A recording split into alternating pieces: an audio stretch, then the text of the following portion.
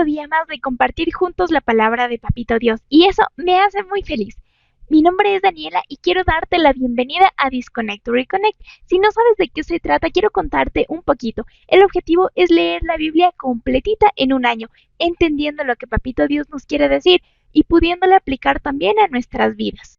Es decir, el enfoque principal es reconectarnos con Dios. Y si me preguntas por qué reconectarte, pues porque cuando nosotros nacimos todos estábamos conectados con Dios, ¿sabes?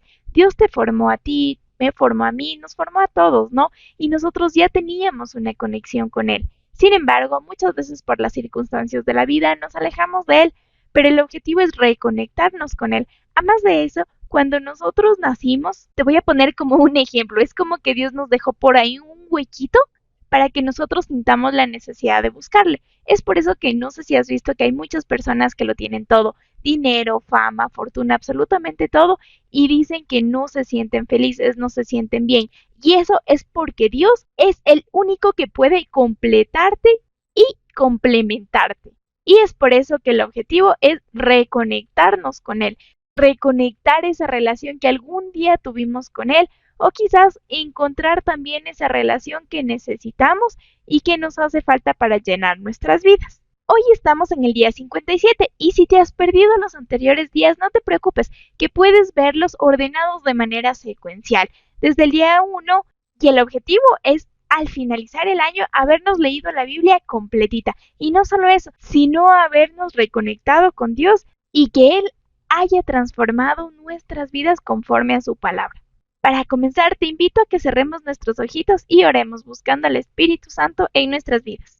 Amado Rey Celestial, gracias por este nuevo día que nos das, gracias por permitirnos escuchar tu palabra. Te pedimos que nos ayudes a poner en práctica cada una de las enseñanzas que nos das, que nos llenes de tu Espíritu Santo y de tu sabiduría para poder comprender cada cosa que tú quieres hablarnos. Gracias por tu infinita bondad y misericordia. Te pedimos que nos ayudes a ser sensibles a tu voz, sensibles a tu palabra y que nos ayudes siempre a buscarte y a buscar tu voluntad en nuestras vidas.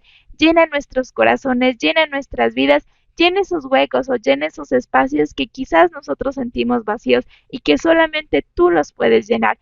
Gracias te damos por todo. Ponemos este día a nuestras familias, a nuestras vidas y a todos los que nos rodean en tus manos, para poder glorificar tu nombre, Señor. Ayúdanos a ser más como tú y menos como nosotros. Gracias te damos por todo en el nombre de tu amado Hijo Jesús. Amén. Y la curiosidad bíblica que te traigo el día de hoy está interesantísima. ¿Sabías que China es el país que más produce Biblias en el mundo? La Amity Printing Company en Nanjing, China, es la principal responsable de esta producción. Aunque China es oficialmente un país ateo, ha logrado convertirse en el mayor productor de Biblias a nivel global. La Amity Printing Company, ubicada en Jiangsu, produce un promedio de 70 Biblias por minuto y ha celebrado hitos significativos como la impresión de sus Biblias número 200 millones. Interesante, ¿no? Éxodo 39. Las vestiduras sacerdotales. Las vestiduras tejidas para ministrar en el santuario se hicieron de lana teñida de color azul, carmesí y escarlata. También se confeccionaron vestiduras sagradas para Aarón, como se lo mandó el Señor a Moisés. El efod lo hizo de salel de oro, lana color azul, carmesí, escarlata y tela de lino fino. Martillaron finas láminas de oro y las cortaron en hebras para entretejerlas artísticamente con la lana color azul, carmesí, escarlata y la tela de lino.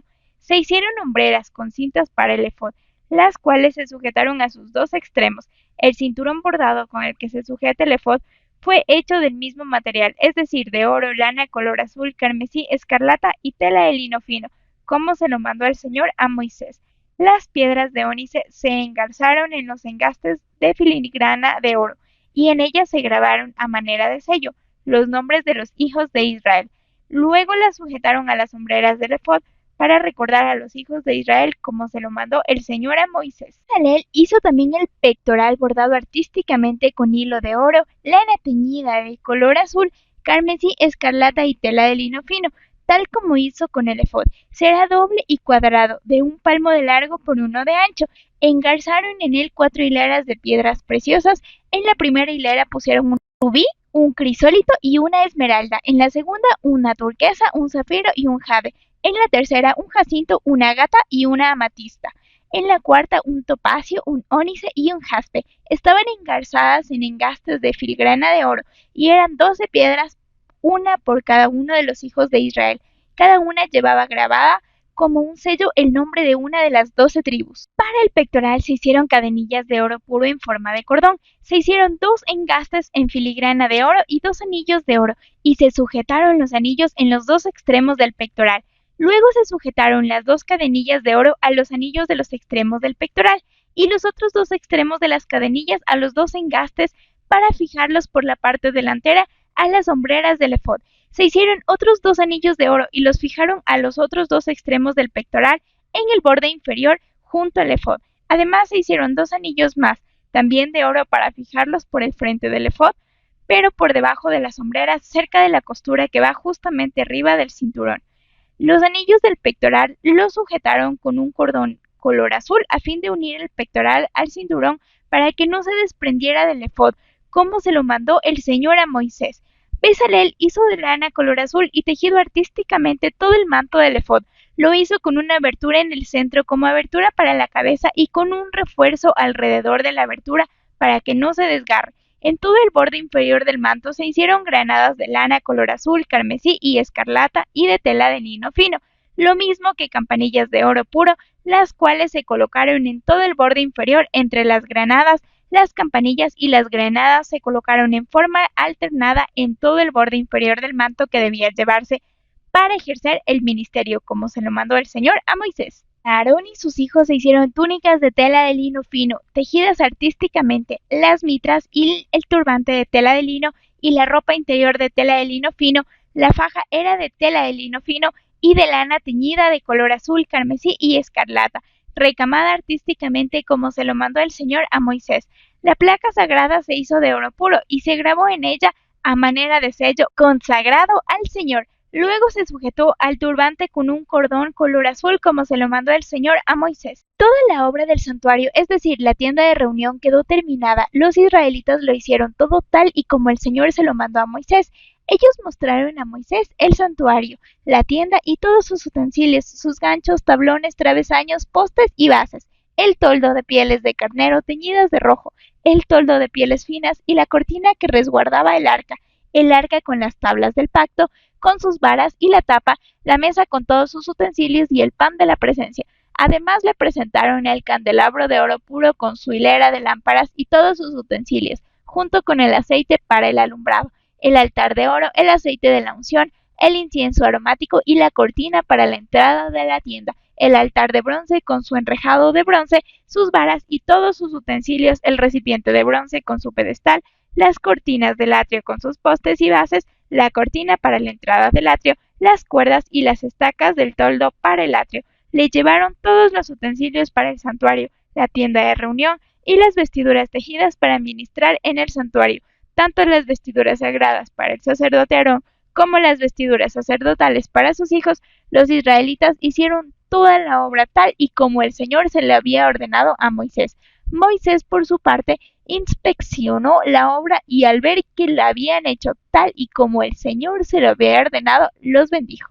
Y esto es obediencia. En este capítulo podemos ver más de la construcción del tabernáculo y me encanta, porque así como lo mencioné hace un ratito, continuamos viendo la fiel obediencia de los siervos de Dios y la manera de querer honrar a Dios cumpliendo sus indicaciones de la mejor manera. Como ya hemos hablado, la obediencia trae bendición y eso lo recalca en el versículo 43, donde dice: Moisés por su parte inspeccionó la obra y al ver que la habían hecho tal y como el Señor se lo había ordenado, los bendijo. Así que, ¿qué esperas para obedecer los mandamientos que Papito Dios nos da, las indicaciones que Él nos da o lo que Él nos pide que hagamos? Ya pudimos ver una vez más que la obediencia trae bendición y sí, obviamente eso es súper chévere y como ya te había mencionado, Dios nunca es deudor de nadie. Si tú le obedeces, Él te va a bendecir y eso es súper chévere y podemos ver a un Dios fiel y todo lo que ya habíamos mencionado. Pero sabes, creo que lo más chévere de obedecer es saber que estás haciendo sonreír a Papito Dios, que estás haciendo lo que Él te pide. ¿Te imaginas contribuir un poquito, al menos, con lo mucho que Dios hace por cada uno de nosotros día a día? Así que vamos a seguir obedeciendo, a seguir confiando, a seguir creyendo y a ser fieles a Papito Dios. Con este capítulo estamos viendo cómo se termina la construcción del santuario y quiero contarte un dato curioso. Volvamos a leer el versículo 14. Y eran 12 piedras, una por cada uno de los hijos de Israel. Cada una llevaba grabada como un sello el nombre de una de las 12 tribus. Es un versículo que me llamó la atención y creo que es bueno conocer datos importantes de la Biblia, así que me puse a investigar a qué se referían estas 12 piedras y pues quiero leerte lo que encontré. Las piedras que hablan en el versículo 14 de Éxodo 38 se refieren a las piedras preciosas utilizadas en la confección del pectoral del sumo sacerdote. Cada piedra llevaba grabada el nombre de una de las tribus de Israel. Estas piedras representaban la conexión del sumo sacerdote con las 12 tribus y simbolizaban la responsabilidad y liderazgo del sumo sacerdote en la intercesión por el pueblo ante Dios. La tradición sostiene que estas piedras eran el Urim y el Tumim, y eran utilizadas para buscar la voluntad divina en decisiones importantes. La importancia de estas piedras en la vestimenta sacerdotal se destaca en la conexión espiritual entre el sumo sacerdote y las tribus de Israel. Y aunque este versículo no menciona directamente los nombres de los hijos de Israel, quiero contarte a qué se refiere, ya que en el contexto histórico revela que los hijos de Israel, en el sentido de las 12 tribus, eran descendientes de Jacob, también llamado Israel. Estas tribus incluían a Rubén, Simeón, Leví, Judá, Isaacar, Zabulón, Dan, Gad, Aser, Neftalí, José y Benjamín. Ahora ya conocemos cuáles son las 12 tribus de las que nos habló la palabra. ¿Sabes? Cada cosa, cada letra o cada palabra que está escrita en la Biblia tiene una profundidad poderosa, y para seguir teniendo un estudio más a profundidad e ir comprendiendo lo mucho que Papito Dios nos quiere enseñar, es importante conocer este tipo de detalles que te cuento. No sé si lo conocías o no, pero espero que haya aportado a tu vida así como lo hizo a la mía. Y para finalizar este capítulo, quiero volverte a leer el versículo 30. La placa sagrada se hizo de oro puro y se grabó en ella a manera de sello consagrado al Señor. Y con esto quiero decirte que tú y yo nos pongamos una placa imaginaria y cada vez recordemos que somos consagrados al Señor para su gloria y honra. Que esa placa se refleje a través de nuestra vida y de nuestras acciones para la gloria de Papito Dios. Éxodo 40. Se levanta el santuario. El Señor habló con Moisés y le dijo: en el día primero del mes primero levanta el santuario, es decir, la tienda de reunión. Pon en su interior el arca con las tablas del pacto y cúbrela con la cortina. Lleva adentro la mesa y ponla en orden. Pon también dentro del santuario el candelabro y enciende sus lámparas. Coloca el altar de oro para el incienso frente al arca con las tablas del pacto y cuelga la cortina a la entrada del santuario. Coloca el altar de los holocaustos frente a la entrada del santuario, la tienda de reunión entre la tienda de reunión y el altar. Coloca el recipiente de bronce y pon agua en él. Levanta el atrio alrededor y coloca la cortina a la entrada del atrio. Toma el aceite de la unción y unge el santuario y todo lo que haya en él. Conságralo junto con todos sus utensilios para que sea un objeto sagrado. Unge también el altar de los holocaustos y todos sus utensilios, conságralo para que sea un objeto muy sagrado. Unge además y consagra el recipiente de bronce y su pedestal. Lleva luego a Aarón y a sus hijos a la entrada de la tienda de reunión. Haz que se bañen y ponle a Aarón sus vestiduras sagradas. Úngelo y conságralo para que ministre como sacerdote mío. Acerca entonces a sus hijos, ponles sus túnicas y úngelos como ungiste a su padre, para que ministren como mis sacerdotes. La unción les conferirá un sacerdocio válido para todas las generaciones venideras. Moisés hizo todo tal y como el Señor se lo mandó. Fue así como el santuario se instaló el día primero del mes primero del año segundo. Al instalar el santuario, Moisés puso en su lugar las bases, levantó los tablones, los insertó en los travesaños y levantó los postes. Luego extendió la tienda de campaña sobre el santuario y encima de esta puso el toldo, tal y como el Señor se lo mandó. A continuación tomó las tablas del pacto y las puso en el arca, luego ajustó las varas al arca y sobre ella puso la tapa. Llevó el arca al interior del santuario y colgó la cortina para resguardarla. De este modo protegió el arca con las tablas del pacto, tal y como el Señor se lo había ordenado. Moisés puso la mesa en la tienda de reunión, en el lado norte del santuario, fuera de la cortina, y puso el pan en orden ante el Señor como el Señor se lo había ordenado. Colocó luego el candelabro en la tienda de reunión, frente a la mesa en el lado sur del santuario, y encendió las lámparas ante el Señor como el Señor se lo había ordenado.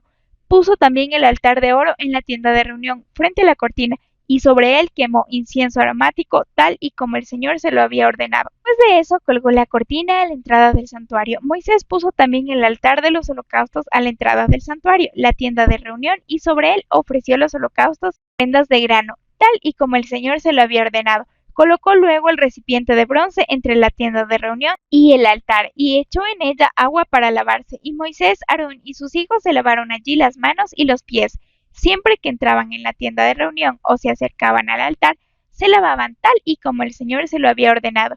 Después levantó Moisés el atrio en torno al santuario y al altar, y colgó la cortina a la entrada del atrio. Así terminó Moisés la obra. La gloria del Señor. En ese instante la nube cubrió la tienda de reunión y la gloria del Señor llenó el santuario. Moisés no podía entrar en la tienda de reunión porque la nube se había posado en ella y la gloria del Señor llenaba el santuario. Cada vez que la nube se levantaba y se apartaba del santuario, los israelitas se ponían en marcha. Si la nube no se levantaba, ellos no se ponían en marcha. Durante todas las marchas de los israelitas, la nube del Señor reposaba sobre el santuario durante el día, pero durante la noche había fuego en la nube a la vista de todo el pueblo de Israel. ¿Sabes? Siempre que terminamos algo o ciertas indicaciones dadas por Papito Dios, después de obedecerlo, siempre viene la gloria del Señor, así como pudimos leer. Y pues sí, quizás en ocasiones obedecer a Dios no sea fácil porque tal vez vaya en contra de lo que tú hayas creído que deberías hacer. Pero sabes, así como leímos, siempre, siempre obedecer a Dios, primero va a mostrar la gloria de Papito Dios y después va a ser para nuestro bien. Así que obedezcamos, que esta obediencia parezca no tener sentido. Todo lo que haces por obediencia a Dios, para obediencia a Él, va a glorificar su nombre y va a ser de muchísimo bien para ti. Hemos terminado el libro de Éxodo con el capítulo 40 y si nos podemos dar cuenta, este libro termina con una gran esperanza y confianza en Dios. Se culminó el tabernáculo en el desierto y la gloria de Dios es manifestada como una columna de nube durante el día y una columna de fuego durante la noche, indicando su presencia entre los israelitas. Aunque el pueblo de Israel estaba en un desierto, estaba con problemas, estaba con cosas feas, podemos ver cómo Dios estaba con ellos y esto nos dio un gran motivo de fe y de confianza a Dios. Este capítulo destaca la obediencia a las indicaciones de Papito Dios y nos muestra la fidelidad de Dios. Ahora, apliquémoslo a nuestra vida. Quizás puedes estar pasando por un desierto, por problemas, por cosas feas para ti, tristes o dolorosas, pero sabes, nunca dejes de obedecer y de creer en Dios, porque al final la gloria del Señor va a ser manifestada en tu vida. Síguele obedeciendo de la mejor manera, síguele creyendo, sigue teniendo fe y sigue cumpliendo las enseñanzas de Papito Dios. Vas a ver cómo Él es fiel y cómo Él no te va a dejar en vergüenza, cómo Él va a seguir a tu lado como una columna de fuego, como una columna de nube, así como estuvo entre los israelitas. ¿Sabes? Tu proceso, tu dolor, tu tristeza no va a terminar así, porque la gloria de Dios se va a manifestar en tu vida. Todo lo malo que quizás puedes estar pasando va a ser para glorificar el nombre de Dios, siempre y cuando tú obedezcas, siempre y cuando tú tengas fe. Así que no te desanimes, no te desalientes, sigue creyendo, sigue confiando. Vas a ver cómo la gloria de Dios se manifiesta. Alguna vez un amigo me dijo una frase que me gustó mucho. La frase era la siguiente: a la final todo va a estar bien, y si no está bien, todavía no es el final. Y te la comparto porque esto es lo que hemos podido leer y entender en este capítulo.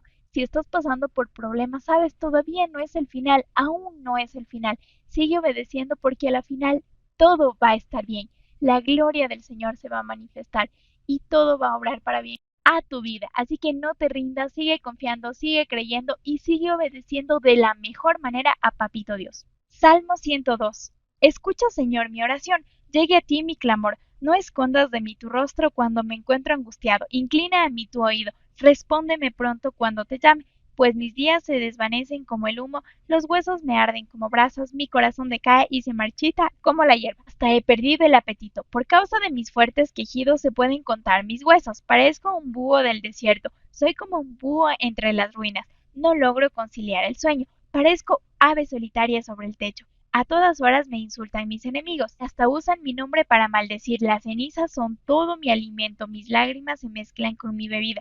Por tu enojo, por tu indignación me levantaste para luego arrojarme. Mis días son como sombras nocturnas, me voy marchitando como la hierba. Pero tú, Señor, reinas eternamente, tu nombre perdura por todas las generaciones. Te levantarás y tendrás piedad de Sión, pues ya es tiempo de que la compadezcas. Ha llegado el momento señalado. Tus siervos sienten cariño por sus ruinas. Los mueven a compasión sus escombros. Las naciones temerán el nombre del Señor. Todos los reyes de la tierra reconocerán tu gloria, porque el Señor reconstruirá a Sión y se manifestará en su gloria. Atenderá a la oración de los desamparados y no despreciará sus ruegos. Que se escriba esto para las generaciones futuras, y que el pueblo que será creado alabe al Señor. Miró el Señor desde su altísimo santuario, contempló la tierra desde el cielo, para oír los lamentos de los cautivos y liberar a los condenados a muerte, para proclamar en Sión el nombre del Señor y anunciar en Jerusalén su alabanza. Cuando todos los pueblos y los reinos se reúnan para adorar al Señor, en el curso de mi vida acabó Dios con mis fuerzas, me redujo los días. Por eso dije, no me lleves, Dios mío, a la mitad de mi vida. Tú permaneces por todas las generaciones. En el principio tú afirmaste la tierra, y los cielos son la obra de tus manos. Ellos perecerán, pero tú permaneces. Todos ellos se desgastarán como un vestido, como ropa los cambiarás y los dejarás de lado, pero tú eres siempre el mismo, y tus años no tienen fin. Los hijos de tus siervos se establecerán y sus descendientes habitarán en tu presencia. Hagamos un paréntesis. Este es un salmo muy morelio. Yo no sé si tú has tenido o has sido esa persona, pero súper morelio. Que ay, yo pobrecita y muy quejón. Bueno, yo sí lo he sido. Y aunque no es lo que te quiero compartir del mensaje, sí quiero decirte que si eres de esas personas, vamos, levántate y deja la queja, deja la moralidad, así creo que se dice, porque tenemos un Dios de imposibles, un Dios que te puede levantar desde lo más bajo que puedas haber caído. No te desanimes y no te quedes en el suelo. Dios te va a poner a la cabeza y no en la cola si lo buscas con todo tu corazón. Ahora sí, este salmo es una expresión de aflicción y confianza. El salmista expresa dolor y tristeza, reflejando también el sufrimiento del pueblo. Vemos cómo clama a Dios en medio de su tristeza, y esto denota confianza. Sí, expresa dolor, pero también confianza. Yo pienso que el salmista pensaba, sí, estoy sufriendo, sí, esto malo me está pasando, sí, tengo mucho dolor, pero también tengo un Dios todopoderoso y voy a confiar en él. ¿Sabes? No está mal expresar tu dolor y llorar, para nada. Es bueno que te expreses. Lo que sí está mal es que te quedes en ese dolor y solo te enfoques en lo malo, ya que esto denota tu falta de confianza en Dios. Si tenemos un Dios que resucitó entre los muertos, ¿no crees que también puede ayudarte, ayudarme, ayudarnos en nuestros momentos de dificultad? Así que confía en Dios y cuéntale, papito Dios, lo que te entristece. Búscale con todo tu corazón y vas a ver cómo Él te responde y te llena de aliento y ánimo a través de su infinito amor. Primera de Corintios capítulo 10. Advertencias basadas en la historia de Israel. No quiero que desconozcan, hermanos, que nuestros antepasados estuvieron todos bajo la nube y que todos atravesaron el mar. Todos ellos fueron bautizados en la nube y en el mar para unirse a Moisés. Todos también comieron el mismo alimento espiritual y tomaron la misma bebida espiritual, pues bebían de la roca espiritual que los acompañaba y la roca era Cristo. Sin embargo, la mayoría de ellos no agradaron a Dios y sus cuerpos quedaron tendidos en el desierto. Todo eso sucedió para servirnos de ejemplo a fin de que no nos apasionemos por lo malo como lo hicieron ellos. No sean idólatras como lo fueron algunos de ellos, según está escrito. Se sentó el pueblo a comer y a beber y se levantó para entregarse al desenfreno. No cometamos inmoralidad sexual como algunos lo hicieron, por lo que en un solo día perecieron 23,000. Tampoco pongamos a prueba a Cristo, como lo hicieron algunos y murieron víctimas de las serpientes. Tampoco murmuren contra Dios, como lo hicieron algunos y sucumbieron a manos del exterminador. Todo eso le sucedió para servir de ejemplo y quedó escrito para advertencia nuestra, pues a nosotros nos ha llegado el fin de los tiempos. Por lo tanto, si alguno piensa que está firme, tenga cuidado de no caer. Ustedes no han sufrido ninguna tentación que no sea común al género humano, pero Dios es fiel y no permitirá que ustedes sean tentados más allá de lo que puedan aguantar. Más bien, cuando llegue la tentación, Él les dará también una salida a fin de que puedan resistir. Por tanto, mis queridos hermanos, huyan de la idolatría. Me dirijo a personas sensatas. Juzguen ustedes mismos lo que digo. Esa copa de bendición por la cual damos gracias no significa que entramos en comunión con la sangre de Cristo. Ese pan que partimos no significa que entramos en comunión con el cuerpo de Cristo. Hay un solo pan del cual todos participamos. Por eso, aunque somos muchos, formamos un solo cuerpo. Consideren al pueblo de Israel. No entren en comunión con el altar los que comen de lo sacrificado. ¿Qué quiero decir con esta comparación? Que el sacrificio que los no judíos ofrecen a los ídolos sea algo o que el ídolo mismo sea algo. No, sino que cuando ellos ofrecen sacrificios lo hacen para los demonios, no para Dios. Y no quiero que ustedes entren en comunión con los demonios. No pueden beber de la copa del Señor y también de la copa de los demonios. No pueden participar de la mesa del Señor y también de la mesa de los demonios. ¿O vamos a provocar celos al Señor? ¿Somos acaso más fuertes que Él? Todo está permitido, pero no todo es provechoso. Todo está permitido, pero no todo es constructivo. Que nadie busque sus propios intereses, sino los del prójimo.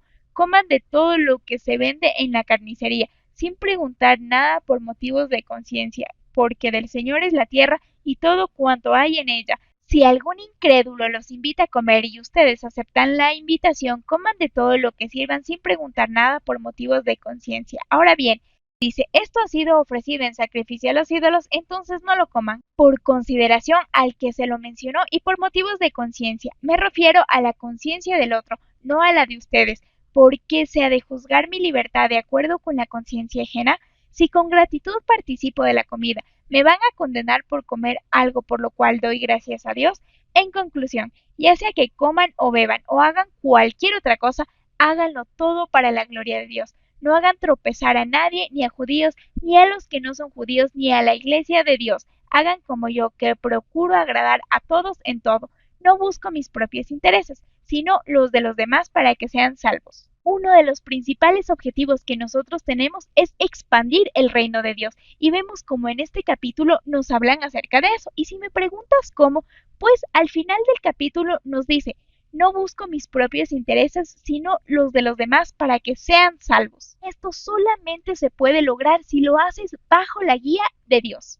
Pues sí, todo lo que hagas, independientemente de lo que estás haciendo, sea que estés entrenando algún deporte, sea que estés trabajando, sea que estés estudiando, sea que estés obedeciendo, sea que en tu trabajo estés limpiando, estés dirigiendo, estés liderando, estés vendiendo, estés enseñando, absolutamente todo, hazlo para la gloria de Dios. Vas a ver cómo de a poco las personas que te rodean van a ver que hay algo distinto en ti y va a ser una manera para poder expandir el reino de Dios. Todo va teniendo sentido, ¿verdad? Una forma de ser agradecido con Papito Dios por lo que tú tienes es haciendo todo de la mejor manera. Cuando vayas a hacer algo, ten en cuenta lo que leímos hace un momento en el versículo 23. Todo está permitido, pero no todo es provechoso. Todo está permitido, pero no todo es constructivo. Que nadie busque sus propios intereses, sino los del prójimo. Busca en oración la guía de Papito Dios para que Él te dirija y vea qué es lo provechoso que debemos hacer, qué es lo que nosotros no debemos hacer, que nos guíe a buscar los intereses del prójimo, así como dice la palabra de Dios. Ama al Señor con todo tu corazón, con toda tu alma y con toda tu mente y al prójimo como a ti mismo. Muchas veces somos egoístas y pensamos solo en nuestro bienestar o solo en nosotros, pero sabes, no es lo que nos manda Papito Dios. Papito Dios nos manda a servir al prójimo y me vas a decir, pero hay prójimos que no se merecen. Tienes razón, porque también me ha pasado, pero sabes, el hecho de que yo tenga razón o no tenga razón no es lo que Dios me manda a hacer. ¿Y qué es lo que hemos estado hablando estos días? Pues a ser obediente a lo que Papito Dios nos manda. De Dios mismo recibiremos nuestra recompensa. Dios es fiel y así como también leímos, Él nos va a dar una salida para cada situación de nuestra vida. Así como dice, Él les dará también una salida a fin de que puedan resistir. Y sí, aquí habla de las tentaciones, es verdad, pero Dios nos da salida para todo lo que nosotros estemos enfrentando. Como conclusión de este capítulo, el versículo 31 nos dice, háganlo todo para la gloria de Dios, sin hacer tropezar a nadie, sin buscar nuestros propios intereses, sino los de los demás, para que todos los que nos rodean puedan ser salvos. Es decir, expandamos el reino de Papito Dios. Cuéntame, ¿qué tal te parecieron las historias que leímos el día de hoy? Espero que hayan aportado a tu vida. Oro para que Dios y su Espíritu Santo te guíen a buscar siempre de su presencia y a expandir su reino. Nos vemos el día de mañana con historias súper interesantes y vamos avanzando a cumplir el objetivo principal del año, que es leer la Biblia completita y reconectarnos mucho más a Papito Dios. Te mando un fuerte abrazo, que Dios te bendiga muchísimo. Chau, chau.